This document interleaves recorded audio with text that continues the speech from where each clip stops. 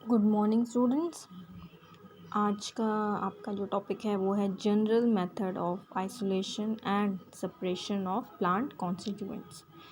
कल के लेक्चर में हमने पढ़ा था ड्रग डिस्कवरी, मतलब कि हमने ये जाना कि न्यू ड्रग डिस्कवरी क्यों ज़रूरत है which are based on plant herbs like. तो ड्रग डिस्कवरी की जो साइकिल होती है वो जो मतलब न्यू प्लांट या न्यू हर्ब्स या न्यू ड्रग मेडिसिन्स जो टाइम टू टाइम रिसर्चर्स उनको इन्वेस्टिगेट कर रहे हैं, फर्दर उनको आइसोलेट कर रहे हैं, प्यूरिफाई कर रहे हैं, ये सारी चीज़ें बहुत ज़रूरी हैं किसी भी न्यू ड्रग का मार्केट में आने के लिए। ओके, तो बहुत सारी new technologies are needed to shorten the drug discovery cycle. बहुत सारी ऐसी टेक्नोलॉजीज़ की ज़रूरत है जिससे हमें जो ड्रग को फाइंड आउट करने के लिए जो हर्ब है या जो मेडिसिनल प्लांट्स है उनका जो टाइम है उनको ढूंढ निकालने का या उनको सर्च करने का वो शॉर्टन हो सके।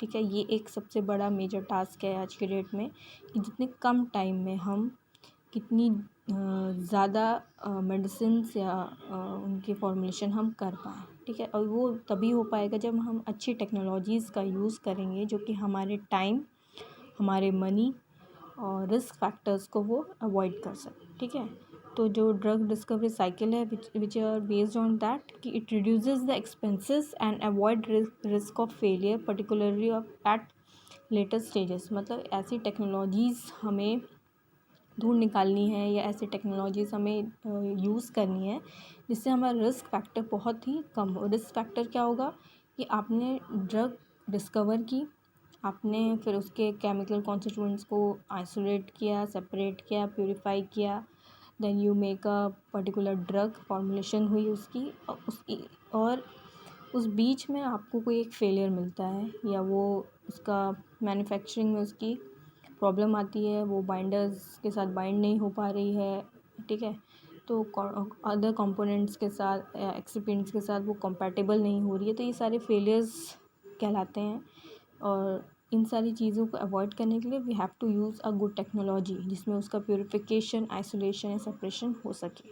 ठीक है, तो ये टॉपिक वही है कि general method of isolation and separation of plant constituent. सबसे पहले हमने से पहले जो टॉपिक पढ़ा है उसमें हमने ड्रग डिस्कवर की that a particular plant has a some pharmacological action, therapeutic action, right. हम उस प्लांट या उस हर्ब को हम आइसोलेट कर लिए। ठीक है, अब उसके उस प्लांट में से आपको या पर्टिकुलर पार्ट ऑफ प्लांट से आपको उसके केमिकल कॉन्स्टिट्यूएंट्स को अलग कर लेना है। केमिकल कॉन्स्टिट्यूएंट्स क्या होंगे, बेसिकली क्या, जैसे कि आप जानते होंगे प्लांट में जो पाए जाने वाले कंपाउंड्स हैं सच एज अल्कलॉइड्स होते हैं, स्टेरॉइड्स होते हैं, tannin, glycosides, resins, flavonoids etcetera. ये बहुत सारे कंपोनेंट्स हैं और इन्हीं से फर्दर हम अपनी हर्बल मेडिसिन का प्रिपरेशन करते हैं। ठीक है, कल के एक टॉपिक में मैंने एक चीज़ छोड़ दी थी जो कि मैं बताना चाहूँगी, इसी वीडियो में ऐड कर दे रही हूँ।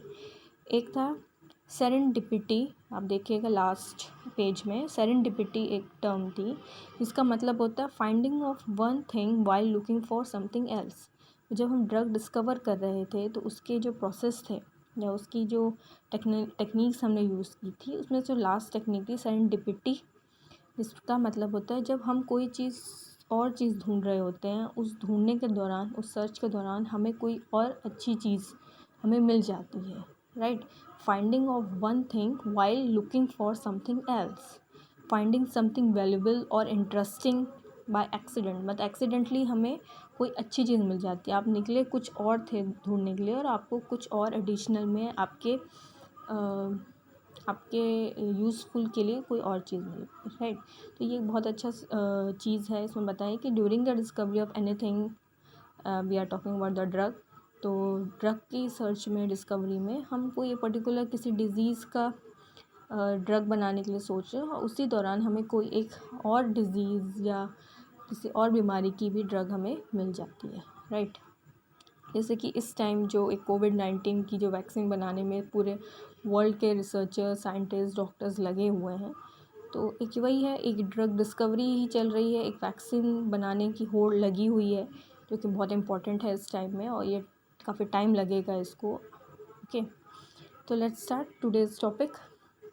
तो natural product from medicinal plants either as pure or as standardized extract provide ultimated opportunities for new drugs because of unmatched availability of the chemical constituent. मतलब आज के जितने भी प्लांट बेस्ड ड्रग्स होंगे, मेडिसिनल प्लांट्स हैं, उसमें से pure form में केमिकल कॉन्स्टिट्यूएंट्स को अलग कर लेना, right.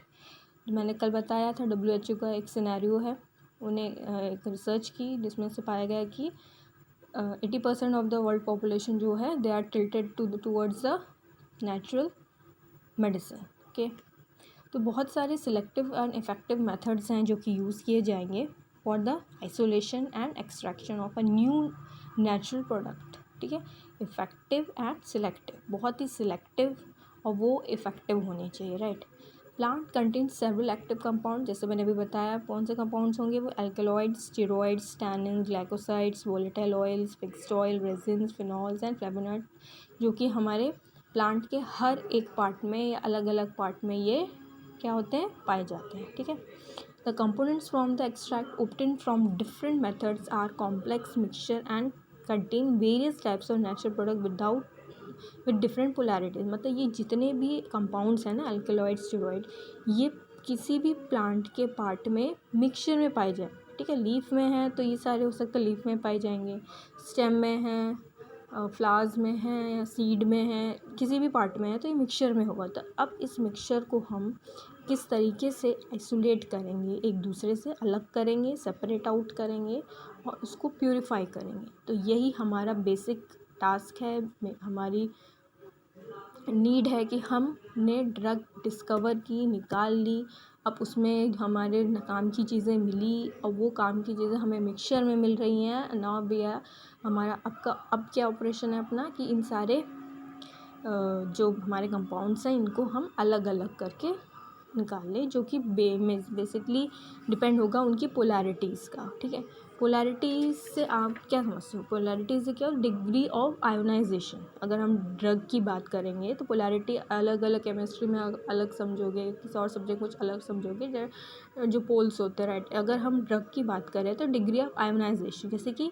Like only non ionised non polar drugs diffuses across the membrane. एक एग्जांपल है कि नॉन आयोनाइज्ड जो ड्रग होती है, नॉन पोलर, वो डिफ्यूज़ होती है अक्रॉस द मेम्ब्रेन्स. इससे आप समझ सकते होंगे, आपने पढ़ा भी है पहले इसके बारे में, राइट. तो ये डिपेंड करेगा जितने भी केमिकल कंपोनेंट्स होंगे आपके कंपाउंड्स हैं वो जो डिफ़र करेंगे वो उनके पोलैरिटीज़ के बेसिस पे होंगे. तो to obtain a pure bioactive compound involve further separation and purification. वही सेम चीज़ है, बहुत सारे चैलेंजेस होते हैं इन सारी चीज़ों को कंडक्ट कराने में. जैसे कि अब जो बहुत ही टेक्निक्स जो यूज़ की जा रही हैं वो कौन सी है, TLC, HPTLC, paper chromatography, column chromatography, gas chromatography, HPLC and OPLC, optimum performance laminar chromatography. These are 7 techniques that are used for the separation of the chemical compounds from a medicinal plant. ठीक है, तो one by one हम इसके बारे में पढ़ेंगे.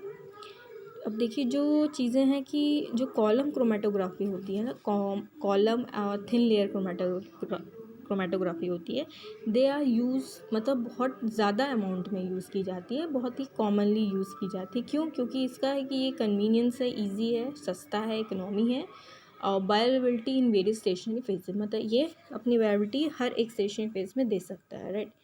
और non chromatographic techniques भी होती हैं, जैसे मैंने इसमें आपके नोट्स में दिया है, जैसे इम्यूनो एस्से, जिसे आप समझ सकते हैं, मोनोक्लोनल एंटीबॉडी मैप्स जो होती हैं टेस्टिंग, और फाइटोकेमिकल स्क्रीनिंग एस्से भी होते हैं. फाइटोकेमिकल जो कि आपके डिफरेंट जैसे एल्कलॉइड का टेस्ट हुआ, हाँ, बहुत सारे टेस्ट हम परफॉर्म करते हैं जिनकी हम फाइटोकेमिकल स्क्रीनिंग की कहते हैं उसे. ठीक.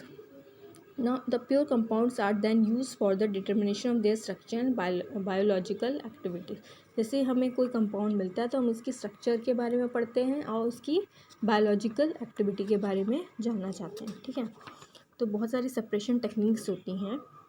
अगर आप सेपरेशन और प्यूरिफिकेशन के बीच में एक डिफरेंस समझना चाहते हैं कि सेपरेशन क्या है, आइसोलेशन क्या है, प्यूरिफिकेशन क्या है, तो मैं बता दूं, वैसे बहुत इजी है कि मिक्सचर जो होता है किसी भी अलग अलग कंपाउंड्स का, जैसे अल्कलॉइड, टैनिन्स, ठीक है, ये बहुत सारे हैं कंपाउंड जो एक साथ मिक्सचर में प्रेजेंट है, तो आप इनको सेपरेट आउट करोगे, अलग अलग करोगे, राइट।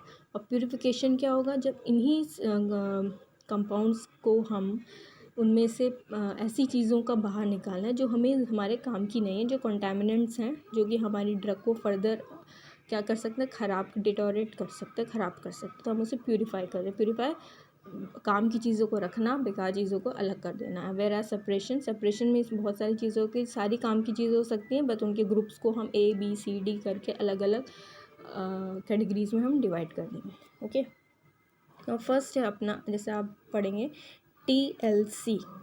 TLC क्या है? It is the most commonly use planar chromatography method in natural product research. ठीक है, सबसे ईजीएस्ट है, चीपेस्ट है, ये हम आप लोग लैब में परफॉर्म भी कर चुके होंगे। जैसे सिलिका जेल और alumina is use as a stationary phase and organic solvent are use as a mobile. इसमें क्या होता है, TLC या किसी भी क्रोमेटोग्राफी में एक स्टेशनरी फेज और एक मोबाइल फेज होता है, आप जानते होंगे। In contrast to this reverse phase TLC is available, जिसमें कि रिवर्स होगा, जैसे अल्काइल बॉन्डेड सिलिका जेल और एल्यूमिना जेल।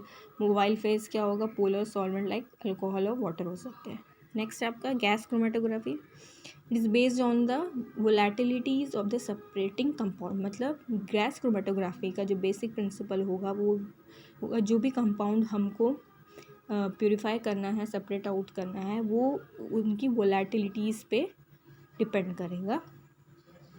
क्या इसमें क्या होता है कि जैसे it is a both qualitative and quantitative information, जो उसकी क्वालिटेटिव प्रॉपर्टीज़ भी बताएगा, क्वांटिटेटिव भी प्रॉपर्टीज़ बताएगा।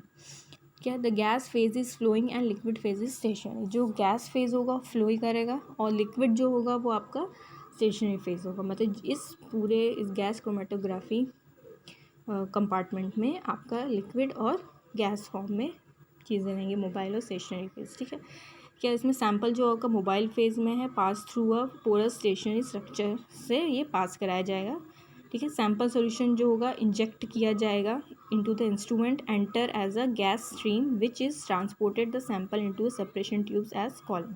ठीक है, ये अलग अलग कॉलम्स में ये जाके पास आउट करेगा। तो आपकी जो इसमें कैरियर गैस होगी वो हीलियम या नाइट्रोजन ली जा सकती है, और इसका एडवांटेज हम ये मान सकते हैं कि ये हाई सेलेक्टिविटी है, इसकी लो एक्सपेंस है, सस्ता माना जाता है और इजी टू यूज़ है। ओके, नेक्स्ट है आपका HPLC। तो HPLC में आप ये जान सकते हैं कि इसका जो बेसिक प्रिंसिपल है ये किस पे है, some molecules take longer than the other to pass through the chromatographic column. मतलब कि इसमें आप जैसे आपका दे कि वर्सेटाइल है, ठीक है, वाइडली यूज टेक्निक होती है आपकी for natural isolation natural products. ठीक है, इसकी separation and determination organic and inorganic solute in any samples, specially biological, pharmaceutical और फूड, इन्वायरमेंटल, ये सारी चीज़ों पे ये यूज़ किया जा सकता है। ठीक है, और नेक्स्ट है कि ये जो आपका जो बेसिक इसका प्रिंसिपल है, क्या इसमें जो आप मॉलिक्यूल्स जो पास आउट होंगे इस चैम्बर में से, वो क्या होता है, it depends on the affinity of the molecule with the mobile phase और स्टेशनरी फेज। मतलब उसकी एफिनिटी पे वो डिपेंड करेगा। ठीक है, और इसमें आप देखिए कि high pressure up to 4000 bars is required to evaluate the analyte through column before they are pass through the diode array detector. Diode array detector से ये डिटेक्ट किए जाते हैं, which are connected to the computers. ठीक है, उसमें ये software install होते हैं। नेक्स्ट है आपका HPTLC। It is a planar chromatography where separation of natural compounds is achieved on a high performance layer with detection and data execution. ठीक है, इसमें क्या है, अगर आप कम समय में समझें तो इसका बेसिक प्रिंसिपल होता है एड्जॉर्प्शन का, राइट। तो the mobile phase solvent flows through because of capillary action होगा, the components move according to their affinity towards the adsorbent. Okay, HPLC plates are more expensive, 4 to 6 times more than a normal plates, but are inefficient। मतलब ये HPTLC थोड़ा expensive होता है, इसलिए ज़्यादा इसको prefer नहीं किया जाता है इसकी। when a high sensitivity, accuracy and precision are required in situations demanding high performance। जब भी हम बहुत ही ज़्यादा हाई एक्यूरेसी चाहिए होगा, then only we go with the HPTLC. Okay, and आपका नेक्स्ट है OPLC. OPLC क्या है आपका? Optimum performance laminar chromatography. तो OPLC combines the advantages of TLC and HPTLC. ये बोथ द इनकी जो एडवांटेजेस होंगे बोथ द क्रोमेटोग्राफी की ये कैरी करता है. It is both an analytical and preparative tool suitable for research and quality control laboratories. It is a powerful liquid chromatography separation technique that combines the use of friendly interface and resolution of HPLC with capacity of flash chromatography multi. मतलब ये एक हम इसको जल्दी नहीं सुनने में नहीं आता है, और ये हाईली सिलेक्टिव होता है. और इसमें क्या है, इसकी जो सूटेबल होगा फॉर द रिसर्च बेस्ड पे होगा, या उसकी क्या क्वालिटी कंट्रोल लेबॉर्ट्रीज पे बेस्ड हो. Okay, the basis of OPLC is similar to that other chromatography technique in that pumps is used to force a liquid mobile phase through a stationary phase such as silica gel. जैसे other हमने TLC में भी देखा था, उसी तरह ये function करता है. The OPLC column housing structure allows column to be used in the same way as a cylindrical glass stainless steel ones. ठीक है. The flat column is pressurized up to 50 bars and mobile phase is forced through it at constant linear velocity via solvent delivery system. ये इसका एक basic क्या है process है जो कि आप पढ़ के समझ सकते हैं. तो बेसिकली ये TLC एंड HPTLC की तरह ही ये वर्कआउट करता है. तो जो ये टॉपिक है आपका general method of isolation separation of plant constituent, तो इसके बेसिक हमने देखे कि कौन कौन से हम यूज़ कर रहे हैं, like TLC, HPTLC, paper, column, gas, HPLC and OPLC. Paper भी आपने पढ़ा ही है, कॉलम के बारे में भी आप जा सकते हैं, देख सकते हैं, ऐड अप कर सकते हैं इस नोट्स में.